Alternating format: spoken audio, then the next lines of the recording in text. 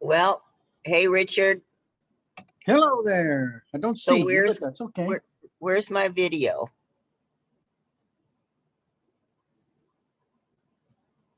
Why am I not getting video?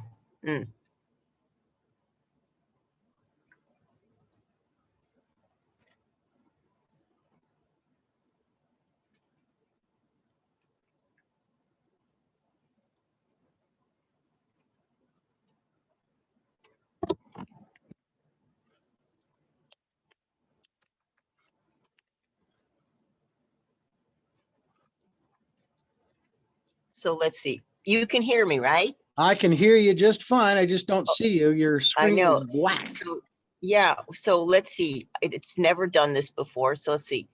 What do I do? Video. Shall I?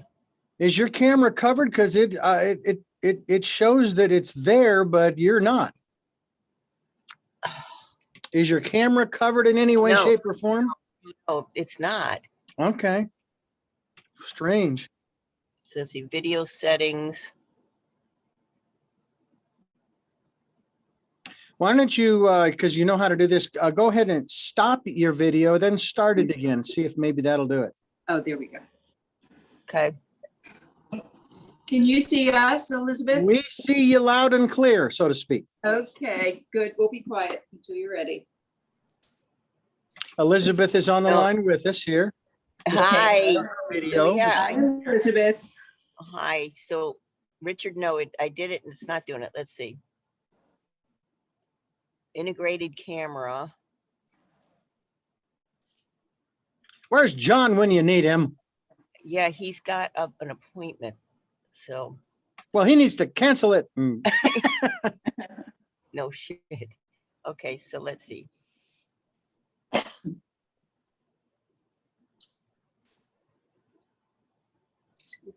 How weird. It was, yeah. Well, that's what we got. I'm going to try another camera. All right. Josh, are you still here? Oh, there it goes. Oh, there's your camera. Now you got it. So I've got, yeah, this is another type of camera. So maybe that'll work. Yeah. If the computer's not showing the video, it's when I have an external camera, it works. But it's showing your iPad is in control. I don't know. I mean, it's okay because the other camera is working, but maybe screw around. So that the lady said that we're canceling the appointment today because she wants me to work with her to figure out. So, I mean, this is so frustrating. Why don't you tell her to come here with her computer? We'll just set her up in the back. This is something that is being done. Oh, that's No. let's see.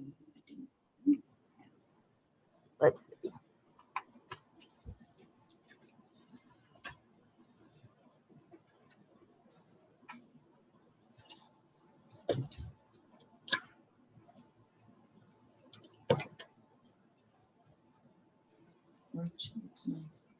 Thank you. All right. Mm. See, I wanted you guys to. Yeah. Be on Hi, Elizabeth. I put jewelry on today. I know, I see. I have jewelry on, and normally I have something on my neck, but this was the top I wore, so. I can't wear jewelry. I'm allergic. Where are you from? Are you really from that accent? No. Well, you No. never know where I'm from, right, Elizabeth? You just can't tell, can you? Well, he can do any accent. He's a radio guy. Oh, He can right. do any. Right. Well, and you know, I might even be from Ireland. You know, it's a good place to be from. We liked Ireland. I tell you what, we also offer propane and propane accessories.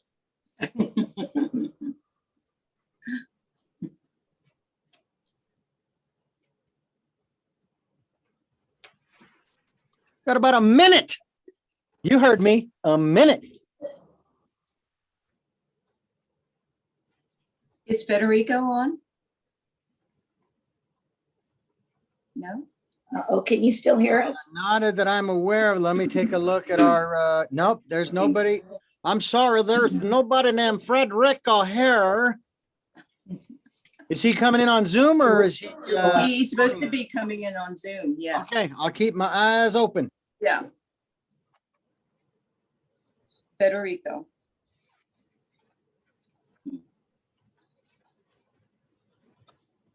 Okay. So Richard, any any jazz is good. Jazz, you mean like John Coltrane and Yeah, you could do that, or Dave Brubeck or something like that. Brubeck. All right, here we go. This is The Artist's Response with Elizabeth Stewart, and you're welcome to join us. Please stay tuned for a program produced by Richard Dugan and researched and presented by Elizabeth Stewart, who welcomes the great artists of our community. What follows is a conversation of an artist's experience about the artist's response to trying times, creativity, reinvention, recovery, and of course, flexibility, which is in fact the narrative of our 3, present time. 2, 1, you are live. Hello, hello, hello, Santa Barbara. It's your chantress of everything valuable and beautiful, Elizabeth Stewart. And I was listening to NPR this morning. They were talking about all the small businesses that had to close and are remaining closed because they lost revenue during the pandemic. And I thought, wouldn't it be a great time to celebrate a business that has stayed open for a long time, since the 80s, and has a footprint in our artistic cultural life here in Santa Barbara. And so we're going to talk a little bit about a gallery that I really enjoy because I love jewelry. And so we are going to talk about a boutique, Peregrine Galleries in Montecito. And I have with us to talk about the gallery, the owner, Marlene Vitanza. And she's bringing us an artist today to talk with us about her experience of the gallery, Karen de la Pena. And I want to introduce Marlene. She started her first gallery in Santa Barbara with her husband, Jimmy Vitanza, in 1973. 10 years later, in 1983, she opened in the Montecito location. So actually, she's been in business even longer than I announced. She's been in business since 1973. She specializes in plein air artists, categories of vintage jewelry. She loves tax code designers, Bakelite, George Jensen, Chanel, Native American jewelry, Miriam Haskell, and various costume jewelry makers. She has 2 contemporary jewelry designers that stock her, Frederico and Don Lucas, and hopefully Frederico will be joining us a little later. She loves to pick things from her gallery and her shop.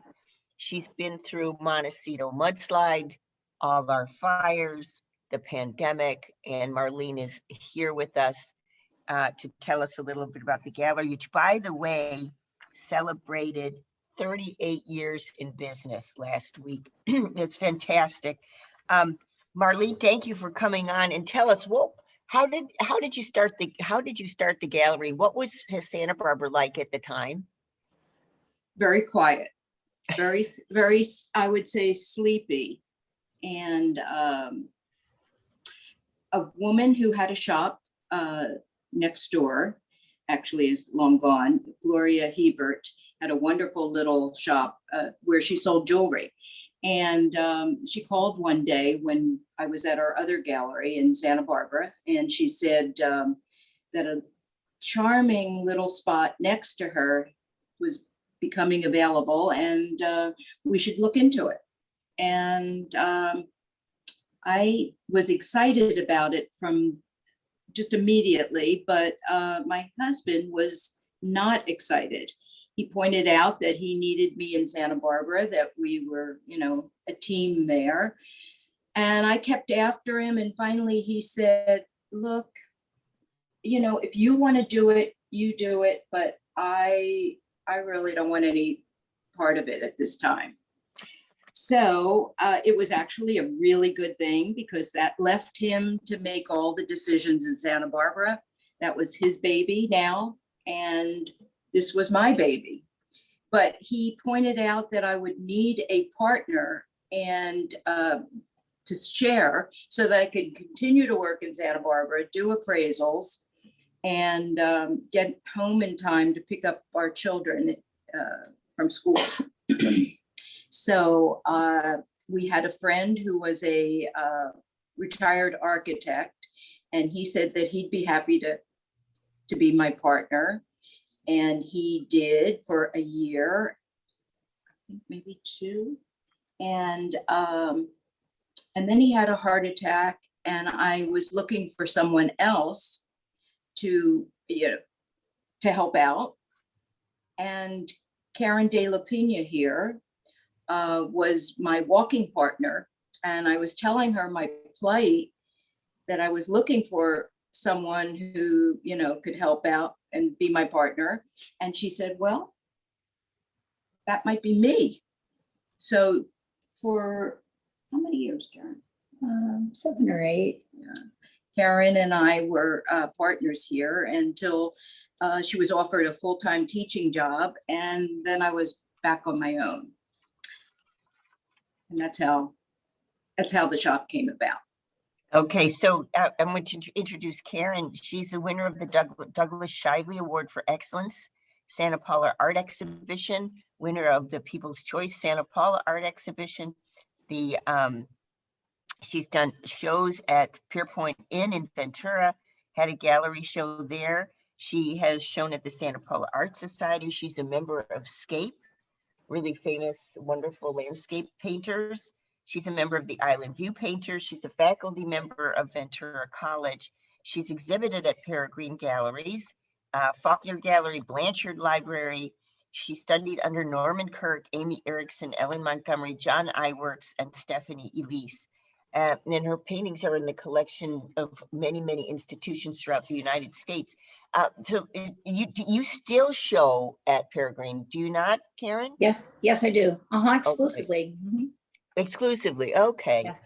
And then, so Marlene, as far as the clientele that you have, tell us about the clientele. What kind of people come and shop? Well, Elizabeth, everyone, a lot of people like to come to Montecito from all over the world. So, I have people from London, Europe, Ireland, and then all over the United States, Chicago, New York, San Francisco, Los Angeles. And I'm pretty much finding right now that there's this resurgence, and it seems as though in the United States that I am seeing people I haven't seen for years that hadn't been back to Montecito are coming back, and they all walk in up and say, oh, thank goodness you're still here. So I guess they were anticipating the possibility of me not being here. And just all of them just about say things like that. And When they you hadn't say, been back. coming back, you mean they're moving back, or they're visiting, or they're? Well, the people I'm seeing, they're visiting. On the other hand, there are a lot of people moving back, it seems to me. People from LA, people from Florida. Where else have I been seeing people? Definitely LA, San Francisco people. And who else? Quite a few people from Northern California have been moving back. So there's a mix of people moving back for sure, and people just visiting. I had no idea. Every day it's been like that, and it's been very busy. You've been busy. People like that. That's fantastic. When we So- get back from the break, I want Marlene to talk about, maybe Karen as well, talk about some of the favorite pieces that have come through the shop. And some of the things that you've loved that, you maybe you wish you would have kept. You know, Yeah, there's always those, one that got away. always, yeah. Yeah, okay, so go to quick break and reintroducing, I'm talking with a business that has been in the Santa Barbara community for almost 40 years. And Marlene Vitanza actually made it through the pandemic at Peregrine Gallery, and she's there with her one-time partner and artist Karen Udila Pena. We're talking about the survivorship of the Peregrine Galleries and who's coming through the doors right now that the pandemic is on the wane. So don't turn that dial back with Marlene in just a sec. Okay, you're clear. All right. So I'm letting Marlene in. not yet. She's at 10:35, Richard. Oh, okay. All right. Hang on a second. Let me put it back in. Back You in know, the waiting room. Elizabeth, 2 Marlenes in one day. I know this is. That's I know. I thought about that. it's one too many. That's all I can tell you. Yeah. Yeah, it's not a common name, and it's like I No. was thinking that last night. It's Marlene Day. Yeah. Yeah, it reminds me of that Dolly Parton song, Marlene, Marlene, Marlene, Jolene. Marlene. That's Jolene. Yeah, I think Wait it a was minute. Jolene, right? Yeah. I know. Oh. I don't know if there is a Just song. having a little fun here. Just having a little Yeah. fun here at our expense. Yes.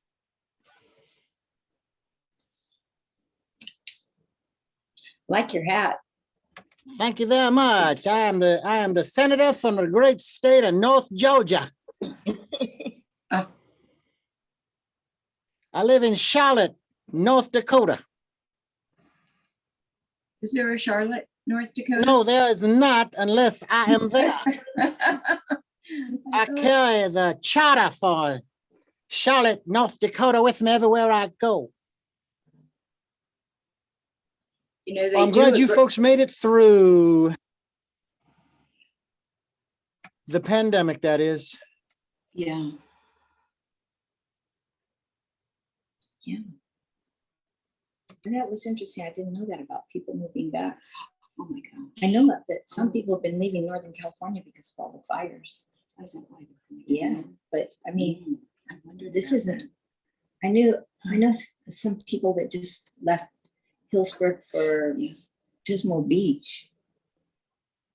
But Yeah, that's interesting because there was someone from Hillsborough. really, But Well, they're, you they're know- moving here. we've had like 3 evacuations there. I mean, they had that huge fire last year. All right, we are coming back in 3, 2, 1. You are live. Welcome back. It's Elizabeth Stewart, and I'm speaking with a long time business owner here in the Santa Barbara community. Your shop is devoted to things of the art, both the 2-dimensional and 3-dimensional. In other words, she carries plein air paintings, but she also carries wonderful jewelry. And I asked before the break if Marlene and Karen would talk to us a little bit about the ones that got away. In other words, what are some of the things that you have dealt with in the shop that you think, oh gosh, maybe I could have kept that, or, I happen, Marlene, to really like Spratling jewelry. I've got a bunch of it myself, and I Oh, like Native American. I have probably 5 concho belts and this sort of thing. So, I'm thinking, well, geez, I could have sold those things at one time, but I didn't. What do you wish you would have kept, or some of the interesting things that have come through Peregrine? well, I think about first the some of the plein air artists that we had. One collection in particular was out of Chicago. It was William Wendt, and Oh, there yeah. were 49 William Wendts that a friend of ours, who was a picker here in Montecito, actually, who lived here in Montecito, he told us about it, and we started purchasing from this estate. It was the sister of William Wendt who had sold it to these people that lived next door to her and in Chicago. and they were just not framed, not cleaned, all in, I think in their garage, if I'm not mistaken. And we just had, 49 of them, to the point where I remember being really tired of the wet green after a while. But I would love to have at least one back of that. And another time, we had an Edgar Payne boat scene, and we had purchased locally. We had it cleaned over at South Coast Fine Arts Conservators. And while it was being cleaned, we had a picture of it, and it sold before we even had gotten it back. It went into the Santa Barbara magazine as an ad, and someone called the day it sold, and it was still being cleaned. And they said, I'm calling about the ad you have of the Edgar Payne painting of boats, a boat. And I said, yes, but I'm sorry to tell you it's been sold. And the man said, well, that's good, because I have another one. I have one. And it looks exactly like yours, except it's going the opposite direction, which again was a very common thing for Edgar Payne to do. Same scene over and over again, different directions. So we went, it was actually in Oxnard, and we went to see the gentleman, and sure enough, he had the painting. We thought it might have been a print, which it could have been. It wasn't. We bought it, we brought it back, picked up the one that had already been bought, put that one that we had just purchased at Carol's, and someone came by. I still had the ad out. I didn't mean to leave it out. And a couple came in, and they said, oh, where's this painting? And I said, well, it's being cleaned, but it will look exactly like this, but facing the opposite direction. And they bought it. So it was 2 Edgar Payne boat scenes facing the different directions, sold without having it in my hand, so to speak. So I'd love to have one of those back. I haven't seen one in ages. Fantastic. They're worth quite a bit. Yeah. Yes. Yeah. The Wentz and the Pains worth Yes. a lot of money. Exactly. Yeah. Exactly. Yeah. Karen, we how thought much- yes. What were you going to say? Oh, I was going to ask Karen what she Yeah. would have nabbed from Peregrine. Well, over the years, I think there's been a number of Native American jewelry that would have been good, that was old, that's come and gone. William Spratling, you mentioned that. I have a few pieces of that, but I wish I had more. And yes, Antonio. And even some of the costume jewelry, like the Miriam Haskell. I have some, but more would have been even better. So You can't have too much. Yeah. Well, that's fantastic. Perhaps, Marlene, when we get back from the break, maybe we can talk a little bit about what's kept you in business so long, almost 40 years. I guess the question is it the clientele? Is it the stock? Is it you? Is it the ambience of the shop? Karen can weigh in on that too, as perhaps, intimately connected with the shop. But, what is it that keeps a small business open that long? Is it ethics? Is it, all those things. So maybe you can opine on that when we get back from the break.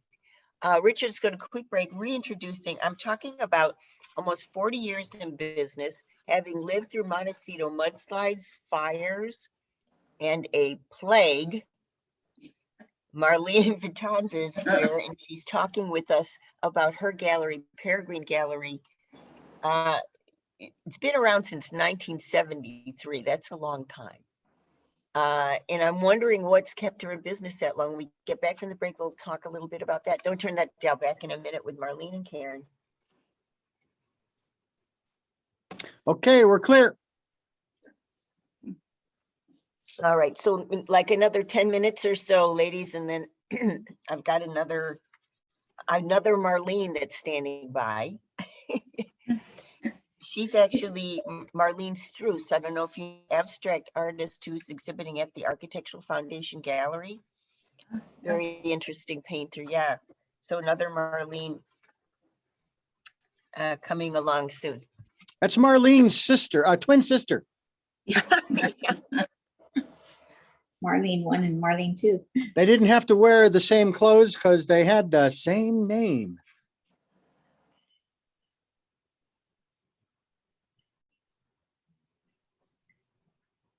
What we did during the pandemic. Yeah, thank you. Okay, yeah. Well, I could answer the question about why you've been in business for so long. Yeah, why do you think it is? Oh, there's a lot of reasons, but Marlene loves what she has in the shop. Yeah. I could answer for her. That's And exactly you what I mentioned would have said. integrity, impeccable integrity. I think that's really important for this kind of a business. People count on things that are old and antiques or vintage or whatever to be authentic. And, Marlene I've known her all these many years and she has impeccable integrity. Thank you, Karen. And I think what she has in the shop are the things that she loves, that she collects, that are important to her. Now I've answered her. I've answered for her. Right, and we're You know, we're I- not even on the air yet. So, Yeah. well, no, that's that's very cool. It's it's such a blessing to Yeah. find that you can be in business with things you love. Oh, Or that you love to do what you're, you do it if people weren't paying you to do it. So, yeah, I think Yeah. that's a real hallmark. Okay, stand by. We're coming back in 3, 2, 1. You're live. Welcome back. It's Elizabeth Stewart. I'm talking with Marlene Vitanza and Karen De La Pena. Marlene is the owner of Peregrine Galleries. And the reason that I invited Marlene to talk with us today was I was so impressed. I saw this wonderful email that her gallery was celebrating 38 years in business, a long time. And when I thought about that, I thought, well, she's a small business. She's been through the trials in Montecito. Like I said, the mudslides, the fires, now the plague. And she's actually, weathered through that all. And her colleague, Karen De La Pena, over the break was saying, Marlene's in business for almost 40 years for various reasons. And Karen, tell me what you said. Well, I just said that I could answer for her and that she has impeccable integrity, that the things that she carries in the shop are all things that she loves. The paintings, the type of paintings, the jewelry, it's all things that Marlene wants. And so it kind of makes it, instead of work, it's fun for her. And I think that people know the kind of person that she is, the type of thing that she carries in the shop, and that they can count on her, that if she says it's vintage, if it's authentic, if it's real, it's going to be. What do you say, Marlene? well, those were, I was going to say that I feel fortunate that I only buy what I love. And I had a man come in once with a box of jewelry.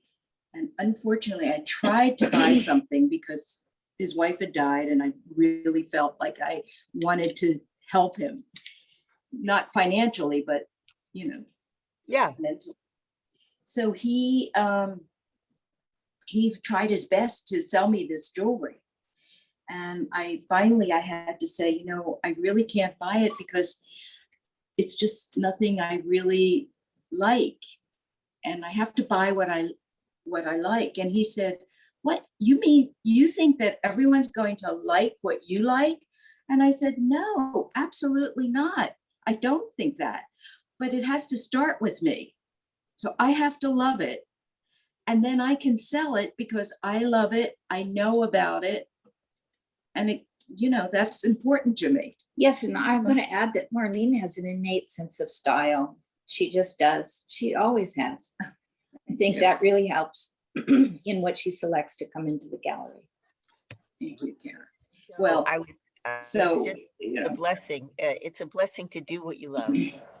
well, yes. And my deceased husband was always remarking that he felt that he and I were two really lucky people, that we were able to buy and sell what we love and then have the people that love it buy it. So that's part of my joy of being here. I love the material. My customers are, for the most part, really interesting people and lovely. They really are. I mean, it sounds Pollyannish, but it's the truth. And I feel fortunate. And I feel fortunate that Marlene has my art in here. So thank you, Karen. So So one thing I've been observing during the pandemic, I don't know if Marlene, if you feel the same, but I've been really amazed.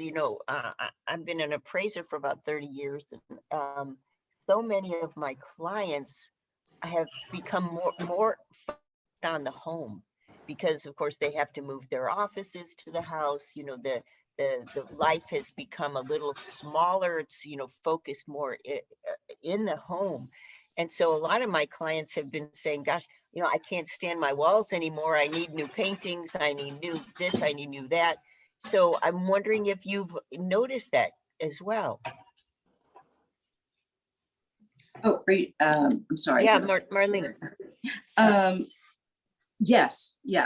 And the fact that there are people moving here, so many people moving here, so they're redoing homes. Their home is very important, of course. And I would think that people that are selling, more than paintings would probably be doing very well because people are decorating their homes like I've never seen before, right? That many people. So, yes. I've really noticed that. It's just, it's quite amazing, all it's sort of like this idea that, okay, now we've kind of rediscovered that we need a pleasant home environment, because the office is not, the go-to place. It's, we're staying in that. Even a Zoom environment. Yes. Yeah, right, exactly. Yeah. So, yeah, well, what I want to do is just give a little bit about the gallery. Marlene, your hours of opening, how people can reach you. And by the way, if they've got things to sell, what kind of things are you interested in buying? Tell us a little. Okay, so my hours are Wednesday through Sunday, and noon to 5:30, it says on the door.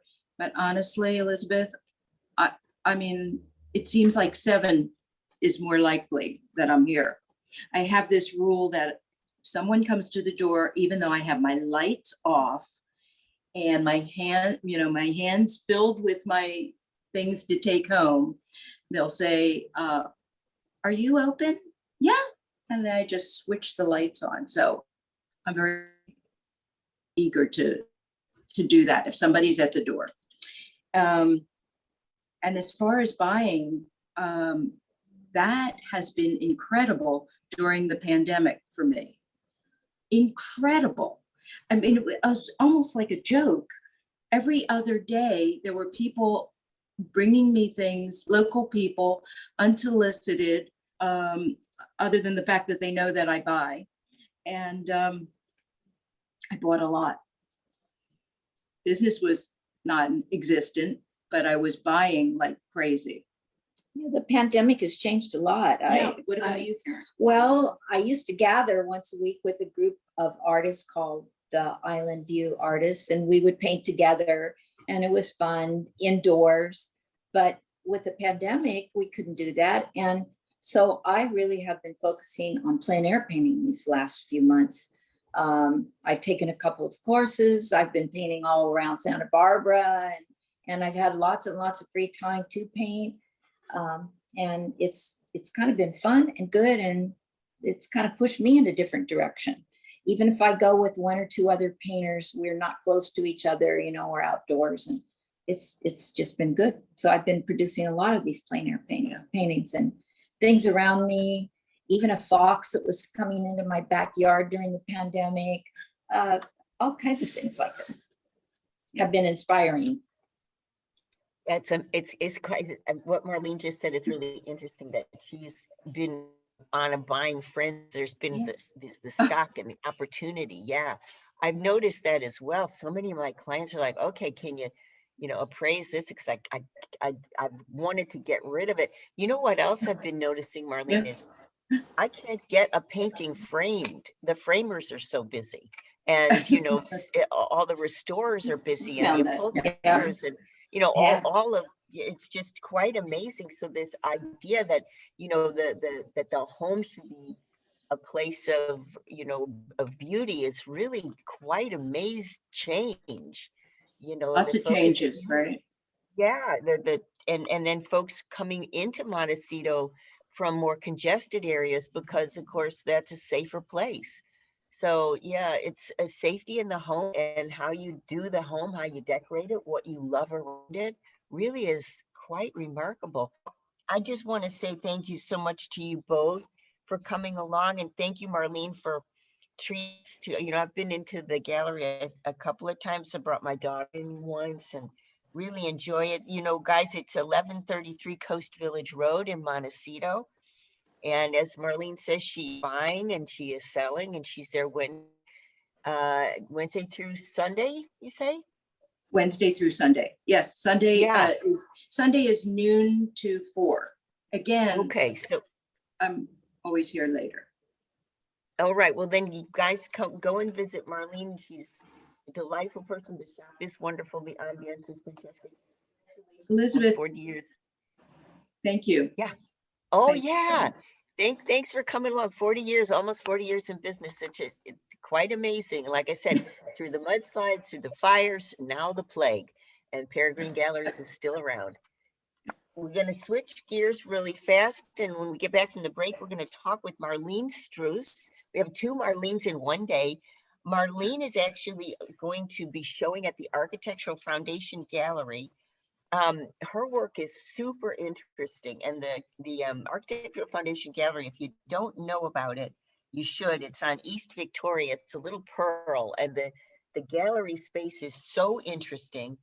The show is to be called Dancing with Paint, and it is just recently, Marlene is actually starting to hang, so we're going to talk to her about her new show coming up when we get back from the break. Don't turn that down. And thank you both, Marlene. And I know it's confusing, 2 Marlenes in one day. Thank you, Marlene, and thank you, Karen, for coming on. Okay, thank you. Bye. Thanks. Bye-bye. Okay, Richard, when we get back from the break. we Okay, let you're clear. Marlene-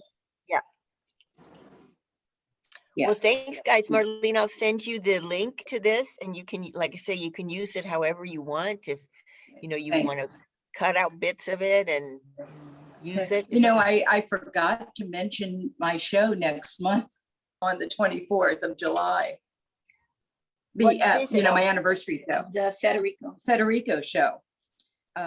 His book signing and sale and exhibit of his latest jewelry pieces. Yeah, I wonder what happened to him today. So I I'll don't announce that. know. I sent him the link, and they said they were going to be on at 10.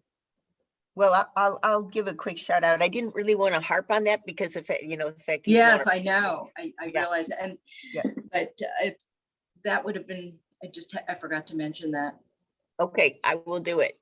And I'll Okay. see you soon. I'm going to have refreshments, music, and the book signing from noon to 5. All right, I'll mention it, and hopefully I'll see you at the shop. Yes, I hope you come by soon. All right, thanks. Bye, thank Bye-bye. you. So Marlene, turn your mic on. Whoops.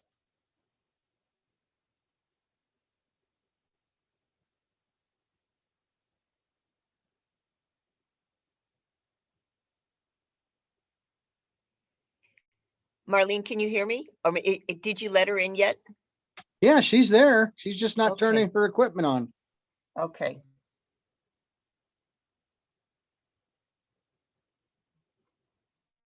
Can she hear us?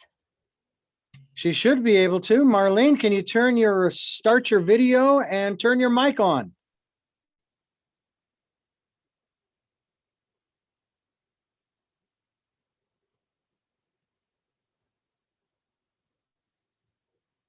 See, I'm just unmuted myself. There Sorry. you go. That's perfect. Yeah. All right. Sorry. All right, Good, stand there by. you We're are. coming back in three, right. 2, 1. You're live. Welcome back. It's Elizabeth Stewart, and this is a cool opportunity to get to know Marlene Struss. And I know we just finished speaking with Marlene Vitanza. And by the way, as Marlene was leaving, the first Marlene, she asked me to mention that she's having her anniversary celebration on July 24th. And it's a private show with a private artist, Frederico, who's quite a famous jewelry designer. And so there'll be a show and a book signing and all kinds of parties and refreshments around Marlene's 30th anniversary. So quickly changing gears, I'm talking with Marlene Struss. I had the opportunity to look, Marlene, at your website. So interesting. Thank you. So it's almost like it's painting forward. So what I mean by that is, you know, some of the work that's on your site and that we're going to hopefully have a chance to see July 17th through September 9th at the Architectural Foundation Gallery. The painting is determining its own direction. That's Is what right. I was getting that sense of, okay, the painting is leading the way.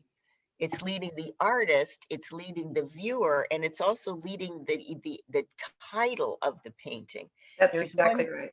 There's one piece that you did, which I was thinking how interesting, is something about a lady with the umbrella in an Yes. abstract field. Dear listener, these are abstractions. So, you know, there isn't really a lady with an umbrella, but what it is, you know, like I say, it's painting forward. So you're engaging with Marlene's paintings and you're saying, what is it that I am seeing in this? And what is it that it's evoking in me? So am I the lady in the painting? Am I the one with the umbrella? Is it something that is in the painting, or is it in the viewing of the painting? I think I got that, Marlene, from your work. I think you got that absolutely perfectly. And actually the fact that the paint itself leads the painting, that's the reason all my paintings look, I don't want to say not cohesive, but I certainly have a hard time doing a series because I really don't know what the painting's exactly going to look like when I'm finished with it. It depends on what it calls out for after the very, very first procedure that I do on the panel. So, you know, you might think when you look at her paintings, this is always the challenge when looking at abstract work.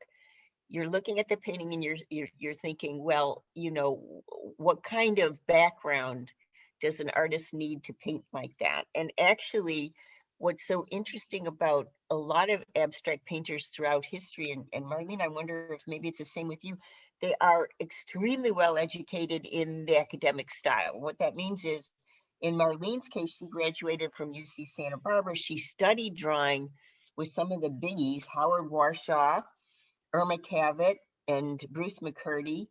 And she actually went into digital painting as part of her career, and then turned to acrylic painting on panel. And so what you need to remember, if you're not an art person, when you look at paintings like Marlene's, it comes from a long background of actually addressing the canvas. What that means is many abstract painters start from what we call figuration, Yes, So life study. And then which they, I did. yes, I noticed in your bio.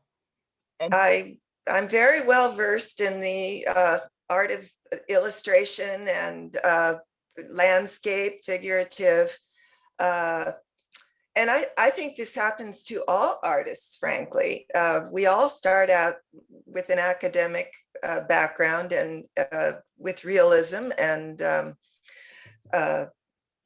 representational, we have ideas and then we put those ideas onto the canvas. But after a while, this seems to happen to all the masters too. So I'm, I don't feel so bad.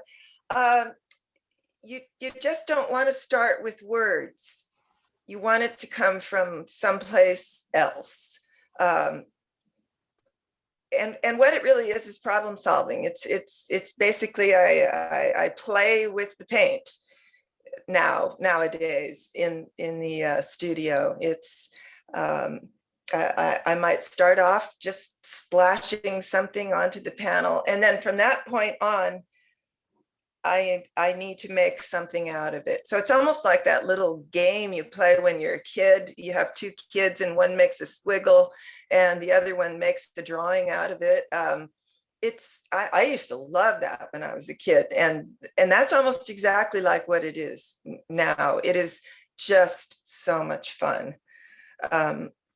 It's much more fun, frankly, and it's like night and day, I think, from representational or figurative art. You say it's a I wanted to bring this up. You tell about, being in your studio and actually dancing around your studio and grabbing yarn and balloons and plastic forks and rags and having a swipe and then seeing what happens and having fun with that. And then you use the phrase in your bio to prepare. I prepare for moments, special moments of focused inspiration. I wonder if you'd explain, well, what does that feel like? I mean, I don't actually dance around the studio with all the yarn and everything. I just like to have the music. Lately, it's been Indian music. I just can't get away from it. I just love all those different rhythms, and it seems to really mesh well with what I'm doing. So basically, I just stand there and wiggle, But the very first process, the first layer of paint is basically what I'm talking about there. I'm not sure what I'm going to do, but it's very important because it sets the tone for the whole painting. So I said I would splash something, but I don't just splash it. I think about the beautiful, graceful movement I'm going to make, or I'll really think about the splashing before I do it. Sometimes, I probably spend more time just looking at the panel than actually doing anything. But once I decide that I'm ready to put some paint, it's kind of a scary moment when you first put the paint down on every layer that I do. It could be from one layer all the way up to maybe 10 layers. So before I start putting any paint on, I think about it very much and prepare myself. And I try to be in a very positive mood because it really makes a difference. My faith in myself and what's going to happen makes a big difference in the outcome. So that's what I mean by that special moment. It's like diving into a pool. You stand there on the edge for a while, but then you finally decide, you're going to jump in. And that's exactly how it feels, that special moment. When you say that, maybe when we get back from the break, you can explain this. I want to know what the difference in the outcome is if you don't approach with the proper mindset. I want to know what that feels like. And I want to know what the painting might look like if you don't, Marlene, approach it as you say, with this sense of joy and grace Mhm. and happiness. I want to know what that painting would look like if you did not. Hey, Richard. Well, Richard. Okay, Richard's there. Let's go to quick break. Get back from the break. We're talking with Marlene Struss because I was alerted to the fact I've actually seen Marlene's work before. And then Rocio sent me from Architectural Foundation Gallery an announcement that Marlene was having a show. And I thought, you know, I've seen this work before. Actually, a collector of Marlene's work. I praised a couple of her pieces. And I thought, okay, well, let's talk with Marlene. I'd really like to meet her. The paintings are so free, And so I appreciate, interesting. Yeah. So let me get back from the break. I want to ask Marlene what happens if she's not in the mindset that she's describing when she paints. Don't turn that down. Back with Marlene Struss, 1 minute. All right, you're clear.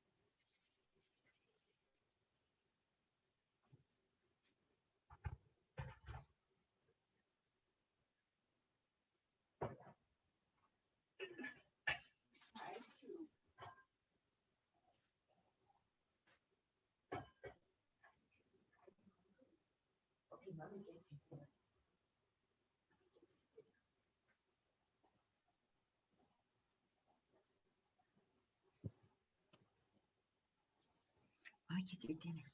Come up. Hi to Marlene. Hi, Marlene. hello, are we back? Not yet. No, we are not back yet.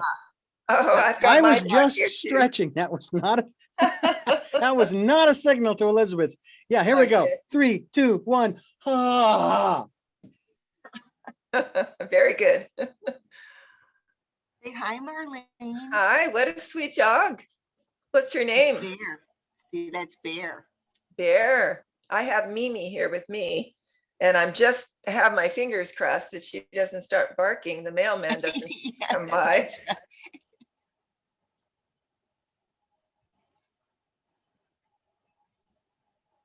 Yeah, thank God for dogs. It's been fantastic that you know the dog's been with me through this ordeal because the dog forces me to go out every night and go on a 4-mile walk.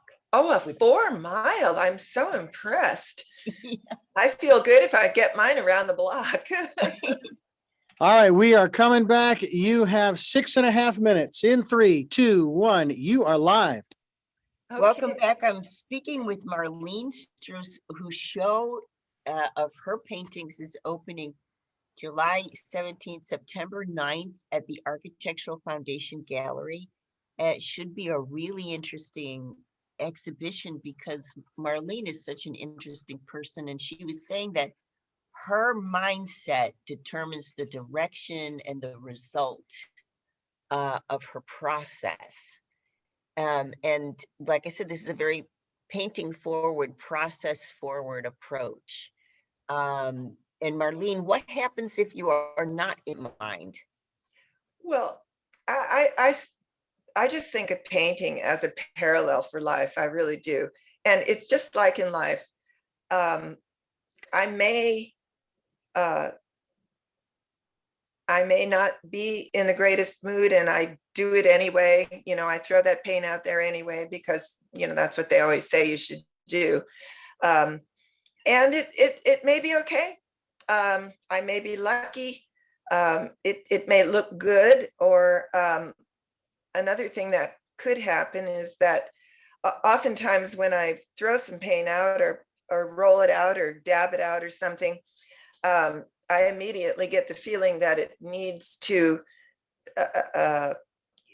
something else. I need to work on it while it's wet. And if I'm not in a really good mood, I might botch that a little bit, that working on it. I might overwork it, let's say, or just not be in tune with it and just not do the right thing. But again, sometimes I'm just lucky, and even though I'm not in the greatest mood, I can still pull it off. So it's always about problem solving. I mean, it's not really a problem necessarily, but the painting, at that very moment, I either have to maybe sop up a little paint or push it around a little bit. I mean, it might just need something that I have to do very, very spontaneously.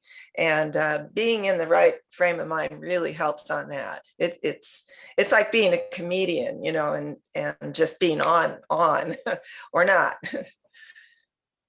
I see what you're saying. So what I think I'm hearing you say is that it becomes more of a struggle if not prepared in your mind. So, Yes.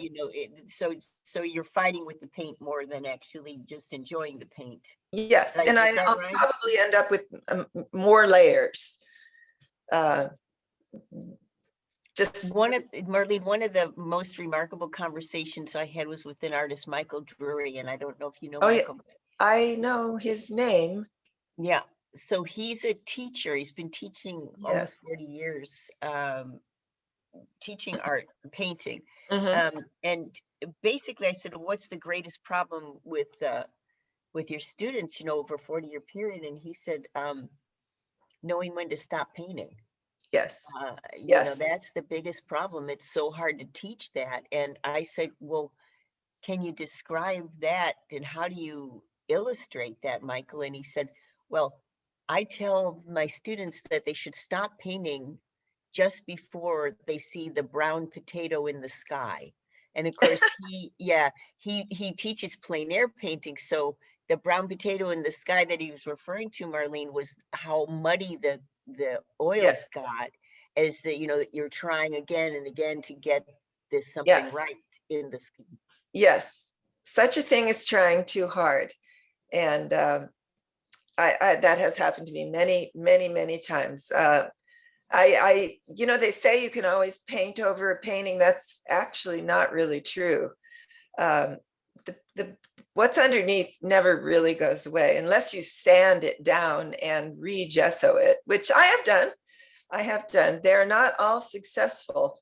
And I have done that before, but you can just overwork it until you know there's no turning back, and you're not going to be able to save it. That really hasn't happened too many times. I try to save my paintings as much as I can, because like I say, it's like life. You just don't want to give up on something that you loved, or you engendered. So you try to help it along. Yeah.